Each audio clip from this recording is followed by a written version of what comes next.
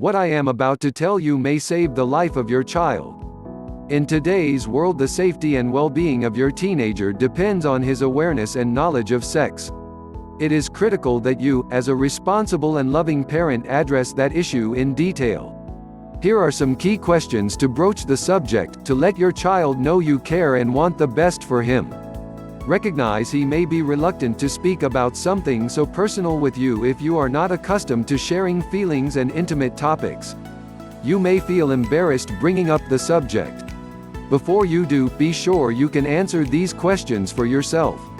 Also, decide what you are comfortable sharing about your personal experiences and beliefs on the subject of teen sexuality and activity.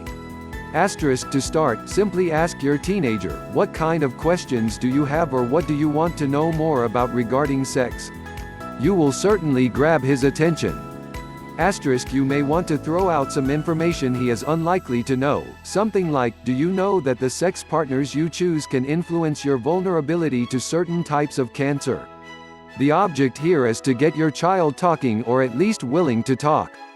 He may tell you he knows everything he needs to know. Where do you go from there? Ask, do you know that sex is not the same thing as love?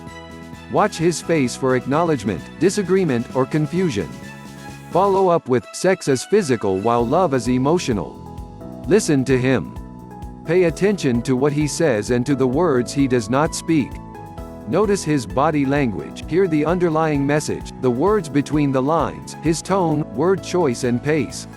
Note his emotions, eye contact, and whether he is at ease or trying to conceal any discomfort.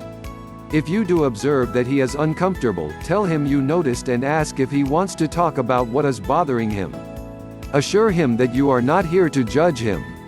Most important, let him know you are having this talk because you love him, and no matter what he has done or is thinking about doing, he is safe talking with you. Tell him nothing can change your love for him. And then go where he takes you. If he chooses to be silent, let him be silent. It is okay to have silence. You do not need to speak. He may be processing. Give him the time and space he needs to do what he needs to do. He knows you are available when he wants to talk. Facts are key. If he has unanswered questions, where can he go for accurate information? The streets, his friends, and the media may not be the best place to find what he seeks on the subject of sex. Be sure you ask your child, do you know that protection is not a 100% guarantee of health, safety, or an absolute deterrent to pregnancy? Be sure he knows the consequences of the actions he may or may not take. Follow up with, do you want help or advice in obtaining protection?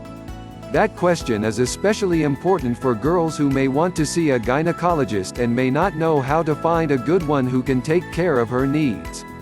If your teen uses the internet, know that more than 61,000 searches were done in the month of April on phrases dealing with teen pornography. What pages is your child visiting? Ask. Know that if you impose your will, he will go elsewhere to pursue his desires. Build trust with your teenager.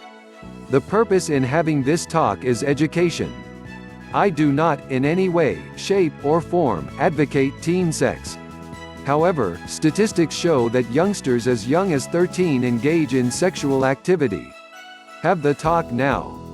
When hormones and peer pressure kick in, a wise and educated youngster, who has previously given thought to and made decisions about his actions, has a better chance of living the life he wants than one who has not prepared himself for the inevitable emotions and situations that will come up in life.